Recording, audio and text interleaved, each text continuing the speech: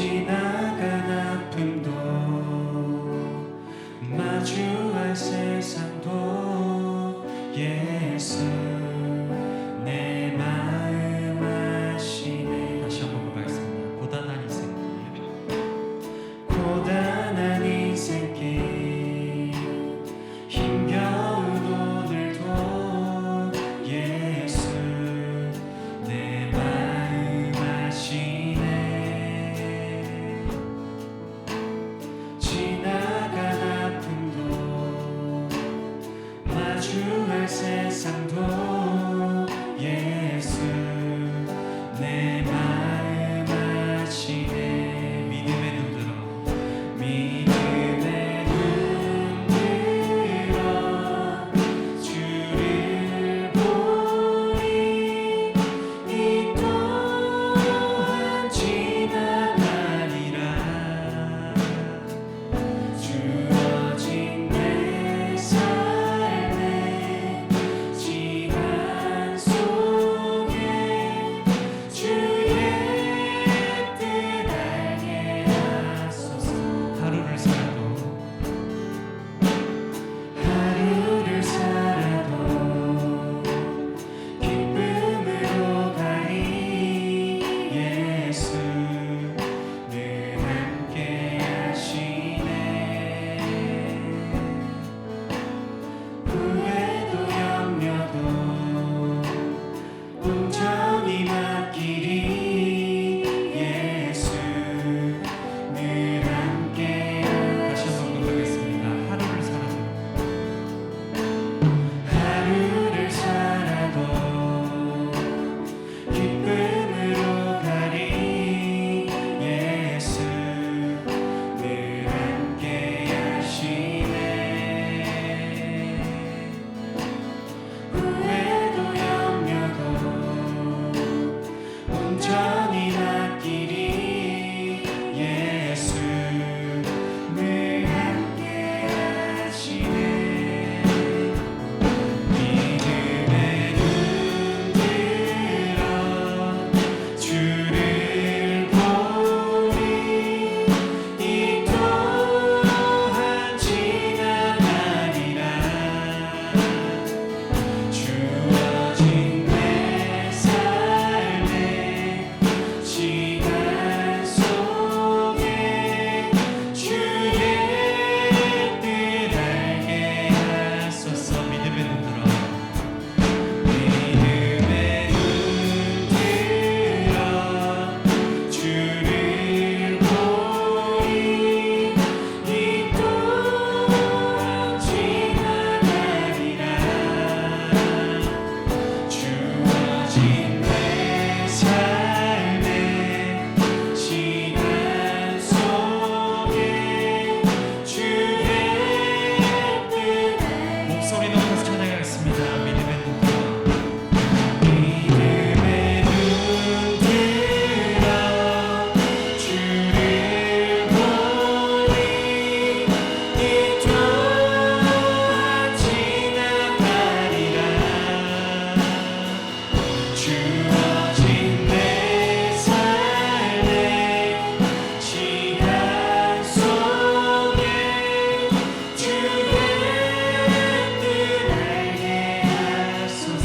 주어진 내 삶이 주어진 내 삶의 시간 속에 주의 뜻 알게 하소서. 항상 하나님이 저희와 함께 해주심을 믿고 나아가는 금당저희 교회 성도님 되었으면 좋겠습니다.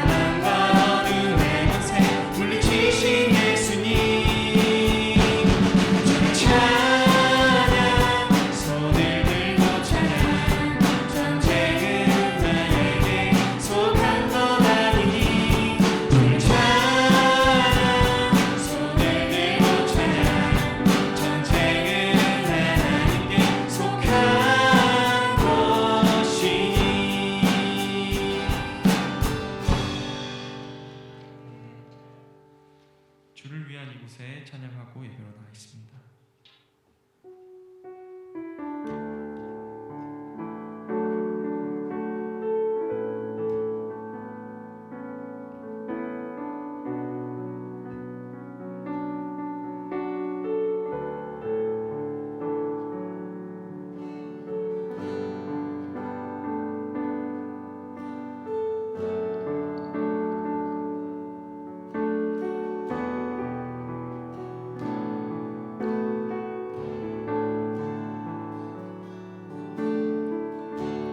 주를 위한 이곳에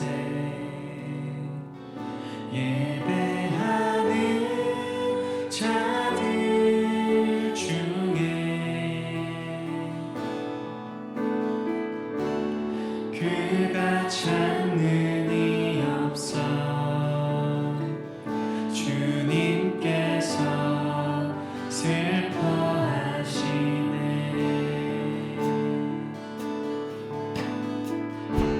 주님이 찾으시는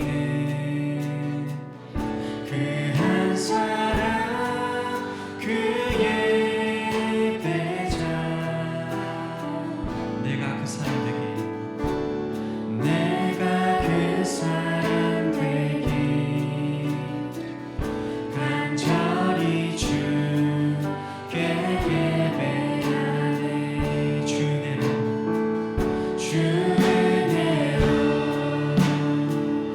이곳에 서 있네. 주임제에 엎드려 절하네. 그 어느 것도 난 필요 없네. 주님만 경배해. 주네요 이곳에 서 있네. 주임제에 엎드려 절하네. 그 어느 것도 난 필요 없네. 주님만 경배해. 다시 한번 보겠습니다. 주를 위한 이곳에 예배하는 자들 중에 그가 찾는 이 없어 주님께서 슬퍼하시네. 주님이 찾으시는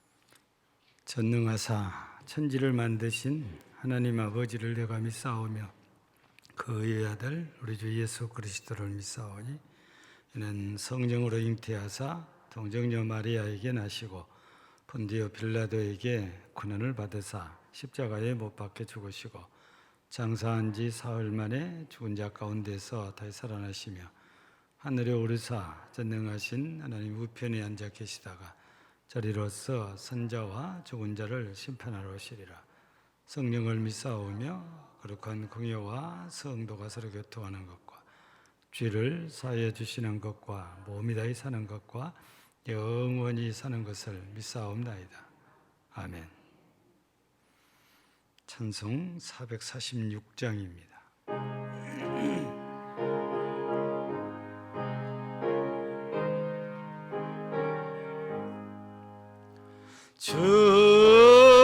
춤성에는 참 기쁨 없도다.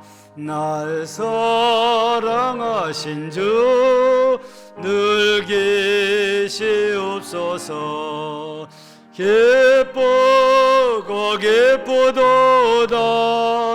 항상 기쁘도다. 나 주께 왔사오니 복 주옵소서. 나 주께 왔으니 복 주시옵소서. 주와 함께 계시면 큰 시험 이기네. 기쁘고 기쁘도다. 항상 기쁘도다. 나 주께 왔사오니 복 주옵소서. 주 떠나가시면 내 생명 어때네. 기쁘나 슬플 때 늘 계시옵소서. 기쁘고 기쁘도다. 항상 기쁘도다. 나 주께 왔사오니 복 주옵소서. 그 귀한 언약을 이루어 주시고 주 명령 따를 때 늘 계시옵소서. 기쁘고 기쁘도다. 항상 기쁘도다. 나 주께 왔사오니 복 주옵소서. 아멘.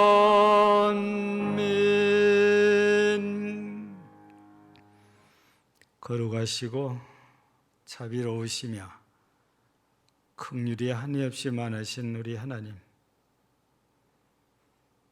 오늘도 죄를 논하면 부끄럽고 창피하고 또 하나님 앞에 얼굴을 들 수 없을 만큼 죄 많은 자들이지만 긍휼이 풍성하신 하나님 앞에 이렇게 나와서 예배로 영광을 돌리며 은혜를 구하온 역, 십자가의 보혈의 능력으로 모든 죄들을 씻어 정하게 하시고 허물들을 덮으시며 우리 하나님 앞에 합당한 자로 여겨 주시옵소서. 오늘도 우리의 예배를 기뻐 희망하시며 영광 받으시고 또 하나님께서 우리에게 주시고자 한 은혜들을 한없이 내려 주셔서 항상 우리의 의로 살아가는 것이 아니고 하나님의 은혜로 우리가 살고 있음을 깨닫게 하시며 그 은혜를 생각할 때마다 주의 은혜에 감사함이 넘치게 하시옵소서. 예배를 주님께서 주장하시고 저희들에게 은혜를 더하여 주시기를 간절히 바라옵고 예수님 이름으로 기도하옵나이다. 아멘.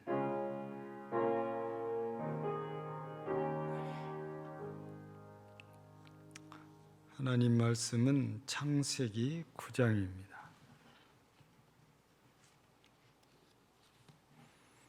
구약 성경 창세기 9장 1절에서 17절까지 교독합니다.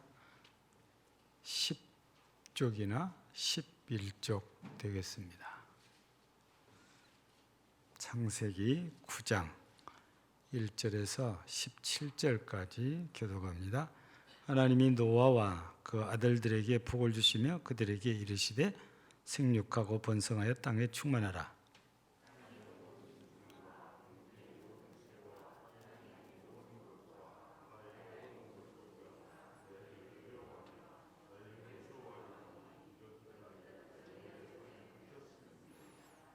모든 산 동물은 너희의 먹을 것이 될지라. 채소같이 내가 이것을 다 너희에게 주노라.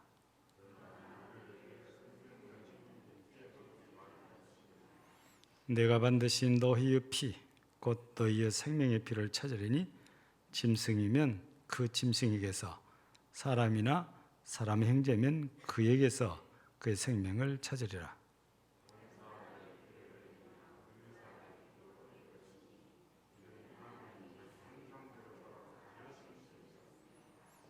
너희는 생육하고 번성하며 땅에 가득하여 그 중에서 번성하라 하셨더라.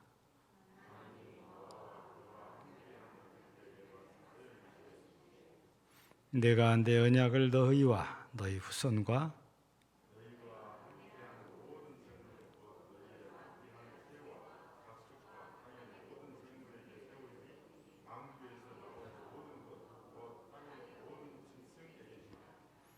내가 너희와 언약을 세우리니 다시는 모든 생물을 홍수로 멸하지 아니할 것이라. 땅을 멸할 홍수가 다시 있지 아니하리라.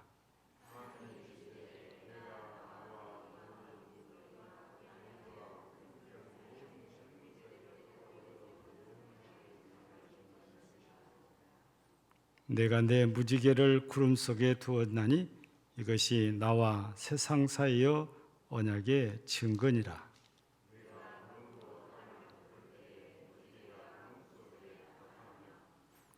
내가 나와 너희와 및 육체를 가진 모든 생물 사이의 내 언약을 기억하리니 다시는 물이 모든 육체를 멸하는 홍수가 되지 아니할지라.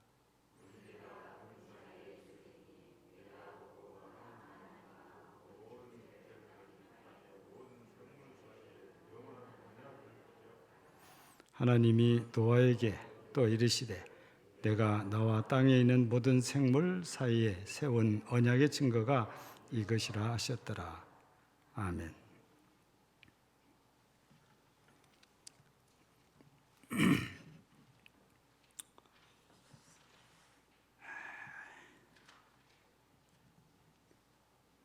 노아 홍수는 우리가 다 기억하고 있는 하나님의 물 심판이지요. 홍수 심판인데 오늘 말씀은 그 홍수 이후에 하나님께서 주신 말씀이지요.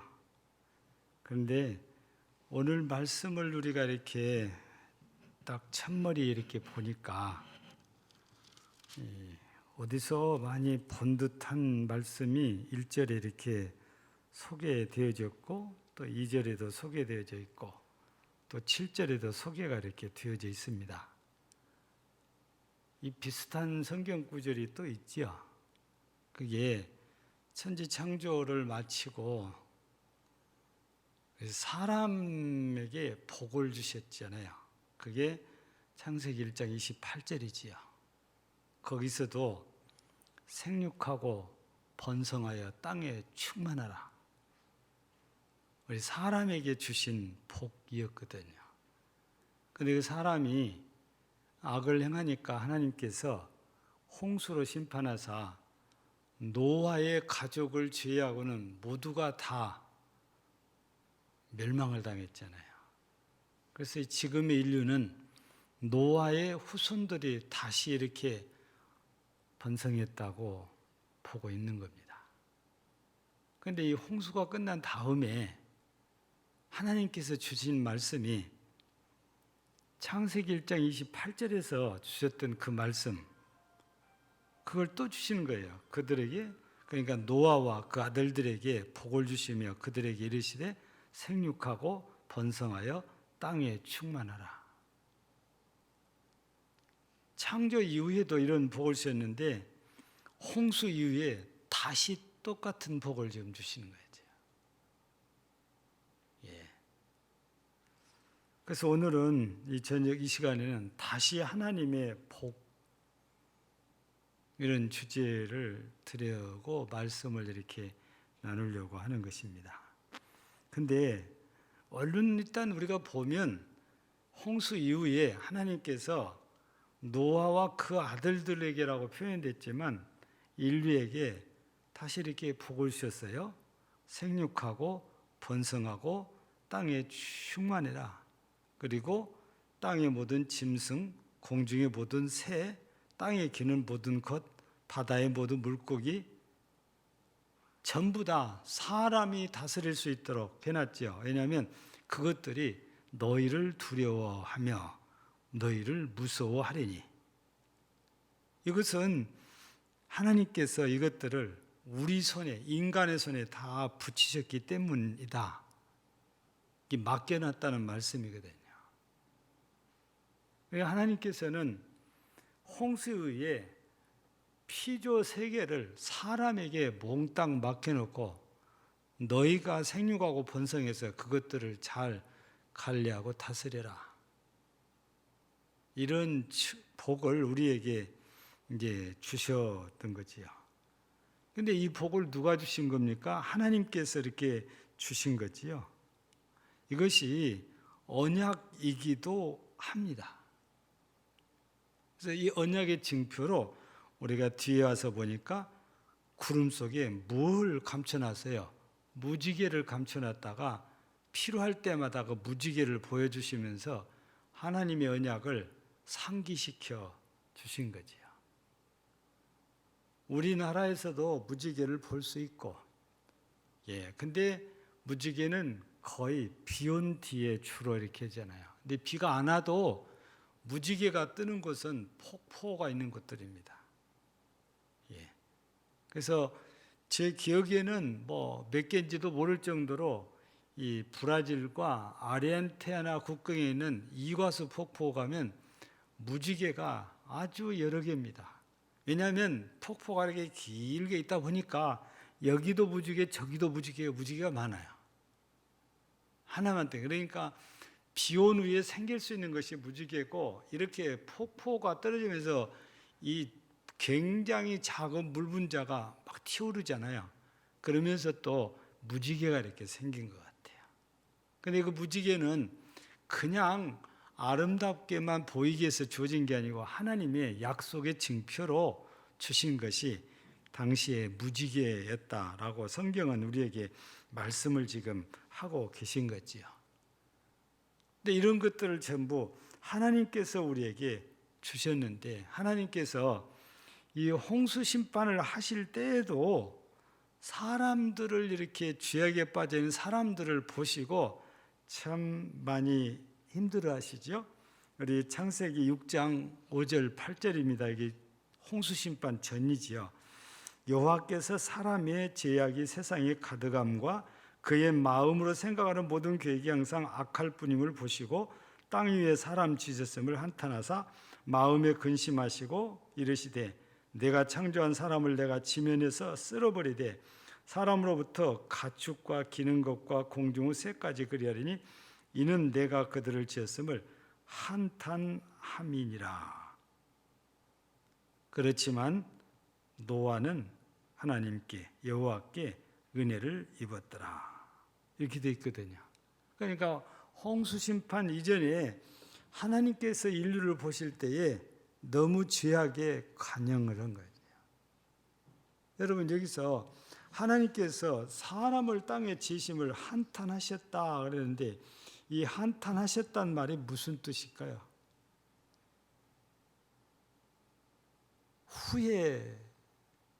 후회일까요?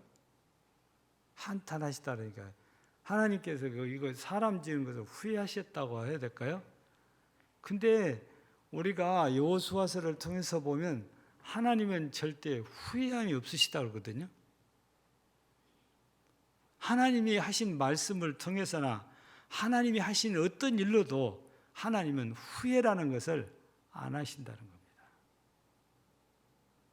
그런데 이게 한탄하셨다는 말을 우리가 후회했다라고 받아들일 수는 없는 거다 그 말이에요. 그럼 이게 무슨 뜻일까요? 한탄하셨다. 이거는 하나님의 마음의 감정을 이렇게 표현을 이렇게 하시는 것인데 우리가 다른 말로 이렇게 바꿔보면 안타까워하는 걸 말합니다. 후회하신 것이 아니고 인간들이 하나님이 만들 때 이렇게 안 만들어졌는데 이렇게 타락해 가니까 마음이 안타까워요.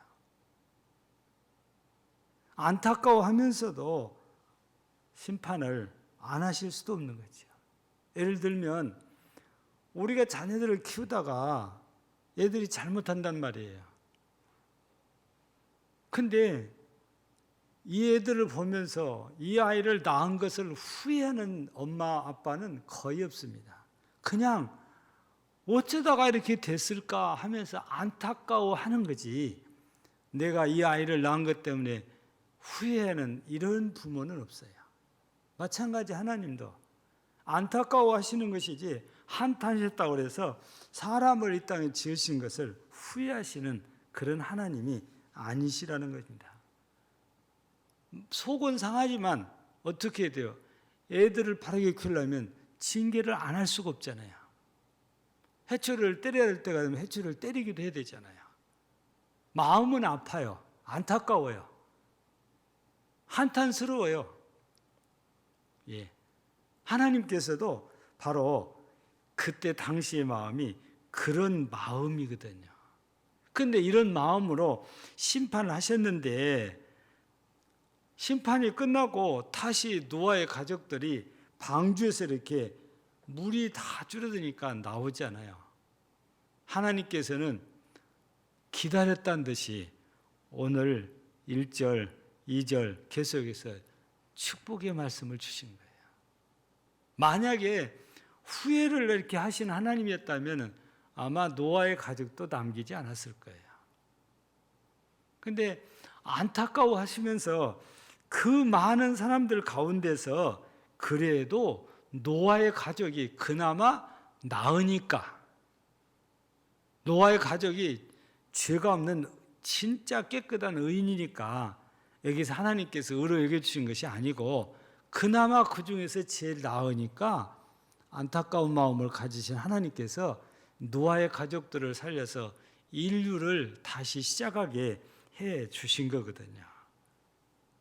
그래서 우리는 오늘 말씀을 통해서 첫 번째 기억해야 될 일이 이 심판도 하나님이지만 이 인간을 향한 안타까운 마음을 가지신 하나님께서 다시 복을 주신다는 겁니다. 그래서 우리는 옛부터서 복의 근원이 하나님이시라고 이렇게 알고 있잖아요. 복의 근원이 하나님이신데 오늘도 이 복을 하나님께서 이 노아의 가족 아들들에게 다 허락해 주신 거지요. 그래서 우리는 복의 근원이 하나님이시니까 우리는 항상 하나님으로 말미암아 복을 받는 자가 돼야 제대로 된 복을 받을 수 있고 그 복을 제대로 누릴 수가 있게 되는 것입니다. 이건 모두가 우리가 한마디로 바꾸면 하나님의 은혜라고 표현하는 거지요. 하나님께서 우리가 부족해도 은혜로 이런 복을 주시니 우리는 이 하나님께로부터 받은 복을 인하여 감사하며 우리가 살아야 된다는 말씀입니다. 또한 오늘 본문에 보면 노아와 그 아들들에게 복을 주시며 이렇게 되어져 있거든요. 근데 이것으로 다 끝나지가 않아요. 이 무슨 말씀을 드리려고 하냐면 도대체 하나님의 복을 누가 받을 것이냐? 이게 하나님의 복을 받을 대상이 누구냐? 우리는 얼른 1절을 통해서 보면은 노아와 그 아들들이에요. 이게 노아의 가족들이거든요. 근데 오늘 우리가 성경을 잘 읽어보면은 노아와 그 가족들만이 아니라고 되어져 있어요. 예. 보세요.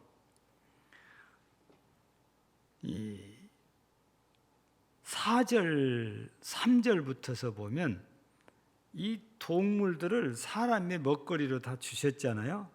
근데 4절에 보면 생명되는 피채 먹지 말라. 그러면 반드시 너에게서 그 피를 찾겠다. 이거든요. 그러니까 오늘 이 말씀을 볼 때에 하나님께서는 살아계명만 준 거야. 동물들을 인간의 먹이로 쓰였지만 아무 때나 함부로 막 잡아서 죽이고 그러라 하는 것이 아니에요. 그들도 하나님의 보호의 대상이 이렇게 되어져 있는 거거든요. 그래서 8절로 넘어가서 보면 8절 이하는 것은 하나님이 노아와 그와 함께한 한 아들들에게 말씀하여 이르시되 내가 내 언약을 너희와 너희 후손과 그랬습니다. 그리고 또 있단 말이에요. 그게 10절이죠. 너희와 함께한 모든 생물 곧 너희와 함께한 새와 가축과 땅의 모든 생물에게 세우리니. 하나님께서의 무지개를 징표로 주시면서 복을 주시겠다고 약속하셨는데 그 복을 사람만 받는 것이 아니다 그 말이에요. 이제는 사람과 함께 자연, 피조물이 다른 피조물, 짐승들도 전부 다 하나님의 복을 받을 대상으로 여기에서 이렇게 말씀을 하시거든요. 그러니까 우리가 인간이 만물의 영장이라고 해서 인간은 뭐든지 자기 마음대로 해도 된다 이렇게 생각하면 안 돼요. 그렇게 생각을 하다 보니까 무분별하게 이 행동을 하고 그래서 우리로 말하면 자연이 훼손되고 또 무분별하게 돈만 벌려다 보니까 공해라는 것이 발생을 하는 거예요. 우리만이 아니고 인류 전체는 말할 것도 없고 하나님의 피조물 모두가 다 하나님의 복을 누리게 하신 분이 하나님이시잖아요. 그런데 이런 것들을 우리가 함부로 망가뜨리고 죽이고 훼손한다면 하나님의 뜻을 저버리는 것이 되잖아요. 이 복은 인간이 주 타겟으로 되어 있지만 짐승들도요. 그리고 자연도 다 이 복을 하나님께서 누리도록 허락을 이렇게 해 주셨다 이 말씀이거든요. 그래서 하나님의 복을 받아 누릴 대상은 인간은 말할 것도 없고 짐승들도 혹은 자연, 식물들도 전부 다 하나님의 복을 받아 누릴 수 있는 특권을 하나님께서 부여하셨다 이 말씀입니다. 그래서 우리는 이런 모든 것들이 인류를 안타깝게 생각하시는 그 하나님의 사랑의 마음에서부터 이런 은혜와 복이 전부 주어진 거거든요. 그래서 우리는 이런 하나님의 은혜와 사랑을 기억하면서 우리에게 복을 주셨으니 아니 나만이 아니고 심지어는 짐승들도 복을 주셨으니 우리가 조화를 이루고 함께 살아야 돼요. 하나님께서 짐승들을 복 주셨다고 하는데 그래도 그 짐승들은 우리 인간의 먹이로 주셨어요. 물론 무분별하게 마구 잡아서 먹고 살아라는 거 아니에요. 꼭 필요한 만큼만. 그래서 옛날에 사람들은 지금처럼 사다가 냉장고에 쟁이는 이런 일이 없어요. 필요할 때 필요한 양만큼만 잡아서 먹고 끝나는 거거든요. 그러다 보니까 조화가 항상 이루어졌어요. 근데 지금은 보면 본대로 다 잡아버리니까 짐승들이 없어질 수도 있는 거죠. 국가적으로 요즘은 이제 보호를 하다 보니까 너무 개체수가 많아가지고 농부들이 힘들어하는 멧돼지 그리고 뭐 고라니 이거 옛날에는 막 잡아먹었는데 지금은 못 잡게 하잖아요. 이런 것도 그 포수라고 그러잖아요. 이 사냥꾼들은 이 사람들 일정 기간만 총을 내주고 사냥을 할 수 있게 해주거든요. 여러분 지금 우리가 이 돌아다니다 보면 심심치 않게 만날 수 있는 게 들고양이에요. 거의 차 밑에서 다 잡니다. 엔진이 따뜻하니까 그 밑에서 자요.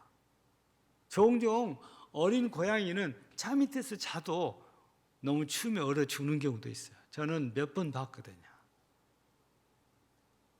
이런 것들이 우리 눈에 귀찮은 존재일 수도 있어요. 근데 하나님께서는 이런 것도 함부로 피 흘려서 먹지 말아라. 전부 다 하나님께서 복을 주셨기 때문에 그래요. 우리의 줄인 배를 채우기 위해서 그만큼은 잡아도 허용이 돼요. 그 이상한 잡는 건 하나님의 뜻이 아니라는 겁니다. 근데 우리는 자꾸 뭔가 집에다 갖다 쟁이거든요. 많이 갖다가 쟁여놔. 그래야 아무 때나 먹을 수 있다고 그래서. 예. 근데 성경은 그게 아니에요. 여러분 출애굽기도 보면 만나를 한 번에 이틀 3일치 구해다 놓으면 얼마나 편하고 좋아요. 근데 하나님이 그거 허용 안 해요. 그날 먹을 것만 거둬들이게 해요. 다음날 먹으려고 열어보면 전부 벌레가 생겨서 썩어 있어요. 하나님께서 다음날까지 버려두지 않습니다. 다만 다음날이 안식일 때 주일이 되면은 그때는 아무 이상이 없어요. 하나님이 허용을 하시니까. 그러나 다른 평일에는 절대적입니다. 월요일, 화요일, 수요일, 목요일, 금요일, 토요일 날 말고 그 사람들은 안식일이니까 일요일부터서 금요일까지 만나가 내리고 토요일 되면 안 내리는 거예요. 이거는 우리 하나님께서 많은 것들을 우리에게 생각하게 해주는 거예요. 우리가 마음껏 욕심껏 다 먹는 게 아니고 하나님께서 주신 만큼만 먹어야 된다는 말이죠. 그래서 여기서도 경계선을 그어놨잖아요. 너희 동물들 너희 먹을 것으로 다 주는데 피채 먹지 말아라. 그리고 함부로 막 보는 대로 다 잡아먹지 말아라. 우리나라는 무분별하게 이렇게 사냥하는 사람들도 종종 이렇게 붙들려서 소개가 되거든요. 그런 자연 현상, 이렇게 조화가 다 무너지거든요. 그래서 하나님께서는 개체수가 인류와 동물이 함께 살 수 있게 부족이 없도록 잘 맞춰주시거든요. 그런데 우리들이 그걸 다 깨요. 우리도 애를 낳을 때 가족 계획을 하니까 가족 계획을 해버리면서 자녀의 숫자가 현저하게 줄었어요. 우리 부모님들은 작아야 5명이에요. 우리는 많아야 2명입니다. 지금. 그저께 여러분 방송인가 신문인가 보셨어요? 몇 쌍둥이를 낳았어요? 네? 여러분 5명을 낳았다는 거예요. 5명을. 4쌍둥이에요? 5쌍둥이로 제가 봤거든요. 신기해요. 옛날에 탤런트도 3쌍둥이가 있었죠? 예? 네. 이스라엘 사람들은 가족 계획이라는 것이 없대요. 주신 대로, 우리식으로 하면 생긴 대로 나요. 근데 우리는 인위적으로 조정을 하다 보니까 앞으로 2050년 가까이 가면 우리나라 인구가 현저하게 줄어들어요. 왜냐하면 애를 적게 낳으니까 인구가 줄어들 수밖에 없어요. 이 인구를 유지하려면 외국인들이 그만큼 들어와야 돼요. 예. 외국인들이 들어오면 10중 8구 거의 이슬람 사람들이 들어와요. 최근에도 시작은 그냥 기도처로 시작을 했대요. 이슬람 사람들이 모여서 기도하는 것으로. 근데 어느새 그 주변의 땅을 다 사가지고 학교 앞에다가 이슬람 사원 짓는다고 시청에다가 건축 허가 신청을 했는데 그걸 어찌 알아가지고 이 대구시에 난리가 났어요. 여러분요, 이슬람 사람들은 혼자 들어갔고 혼자 하지만 몇 사람이 모이면 이맘을 데려와요. 우리로만 목사해요. 이맘대로 와서 정기적으로 집회를 하고 기도회를 합니다. 그 사람들은 정해놓은 시간, 우리 한국에서 정해진 시간이 아니라 자기네들 나라에서 정해진 시간이에요. 그 중에 낮에는 2시가 기도 시간이에요. 그러니까 대학생들이 강의를 듣다가도 그 시간 되면 무릎 꿇고 기도해요. 못하게 하면은 종교 탄압이라고 해서 항의를 합니다. 국가에서 그 사람들은 보호해줘요. 기독교는 안 보호하지 않을지 몰라도 그 사람들은 국가에서 보호해줍니다. 이 교수도 함부로 어떻게 못해요. 결국에 그래서 학교에다가 동아리 준 것처럼 이슬람 신앙을 가진 사람들이 모여서 종교 의식을 가질 수 있도록 방을 또 다 줍니다.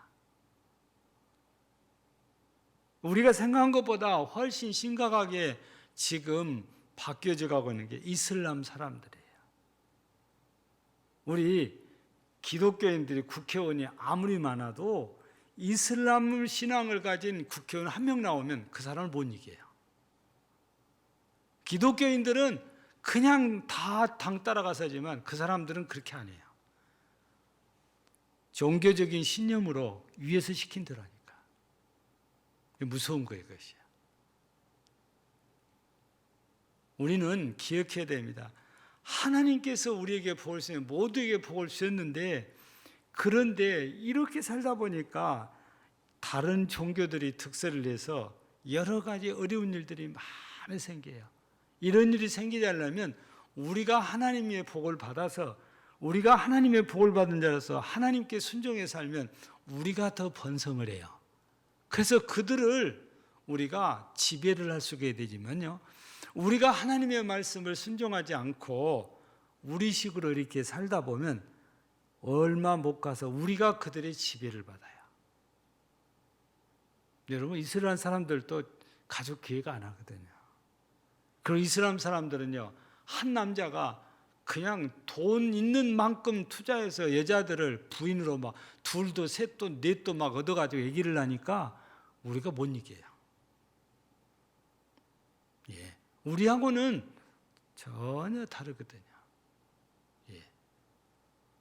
그래서 우리가 오늘 말씀을, 우리가 복받은 사람들인데 우리가 하나님의 말 뜻을 거역하고 우리식으로 이렇게 살다 보면 우리가 복을 누리지를 못하게 되는 때가 온단 말이에요. 그러지 않으려면 우리가 끝까지 하나님께 복받은 자로서 우리가 살아야 우리가 늘 하나님께 이 받은 복을 누리고 이렇게 또 다스리고 지배하고 이제 살 수 있게 되는 거죠. 그러면 우리가 마지막으로 어떻게 우리가 살아야 되냐는 것이죠. 우리가 복을 받았는데 우리가 어떻게 살아야 될까? 그거는 이미 제가 잠깐 말씀을 드린 대로 이렇게 우리를 생육하고 번성하게 이렇게 해 주셨잖아요. 근데 그렇게 생육하고 번성만 하게 해준 것이 아니에요. 짐승들을 우리 손에 붙였다는 것은 우리가 그것들을 잘 관리하라는 그런 특권을 우리에게 주신 거나 마찬가지거든요. 근데 그것만 또 아니에요. 우리 생육하고 번성해서 땅에 충만하면 짐승들만이 아니고 모든 식물들도 다 마찬가지예요. 우리에게 주셨다고 3절에 보면 이렇게 기록되었잖아요. 그것들을 우리가 관리하고 살아야 된다는 이런 말씀이거든요. 그런데 이런 것들이 우리의 욕심에 따라서 행해지면 결국에 화를 불러일으킨다. 여러분, 우리 가장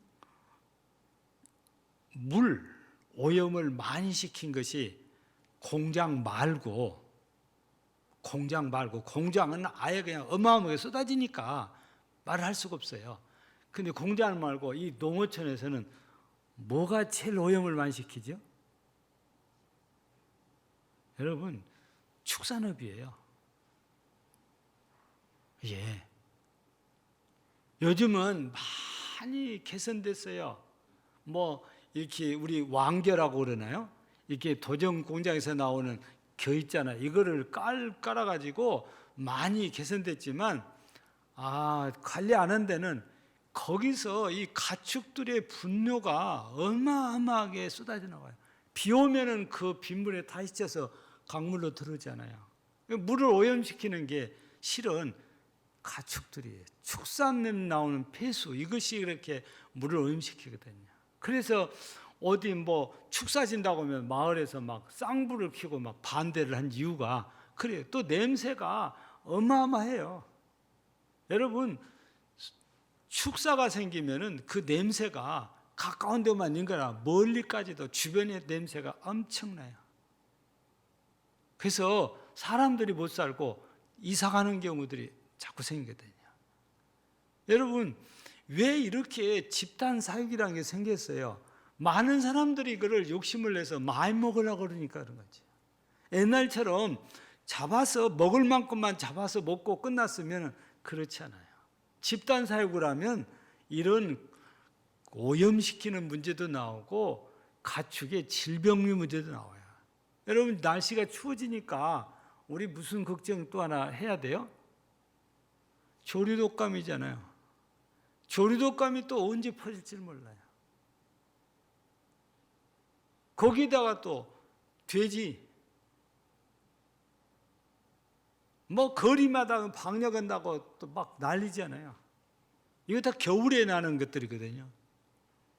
근데 모두가 우리 사람의 욕구를 채우기 위해서 집단으로 사육해서 팔려다 보니까 이런 문제들이 생겨요. 또 자연도 마찬가지예요. 우리가 자꾸만 더 좋은 집, 더 넓은 집만 이렇게 찾다 보니까 집질제를 찾으니까 산을 없애버려야 되고, 그래서 그를 택지로 만들고, 논도 자꾸 택지화 되잖아요. 우리 순천도 저도 깜짝 놀랐어요. 청암대 나가는데 보니까 거기 성덕교회 그 옆에가 그 아파트 짓는다고 해서 저는 깜짝 놀랐어요. 그거 완전 논이었거든요.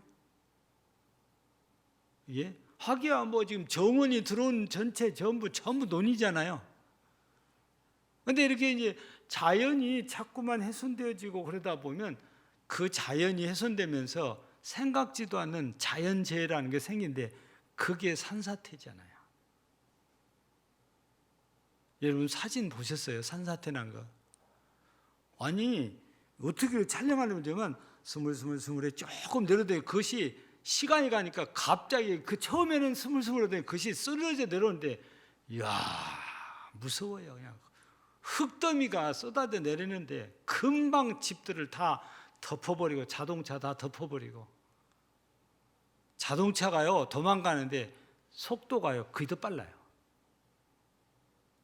우리가 무분별한 이런 개발을 하다 보니까 이런 재해가 이것이 그래서 어떤 사람들은 이건 천재가 아니고 인재다. 사람이 만든 재해다 그런 거죠. 하나님이 우리에게 주셨다고 그래서 우리가 무분별하게 함부로 하면 그것이 우리한테 도로 화가 돼요. 근데 하나님의 뜻을 따라서 잘 관리하면 그게 복이 되거든요. 왜냐? 하나님한테 그걸 복으로 주셨으니까. 여러분, 이 홍수 심판 후에 하나님께서 주신 거기 때문에 다시 하나님이 복을 주셨다고 얘기를 하는 거예요. 천지 창조 때 주셨던 복을 홍수 심판 후에 다시 주신 거거든요. 우리도 다시 이 복을 받은 사람들 중에 속해 있습니다.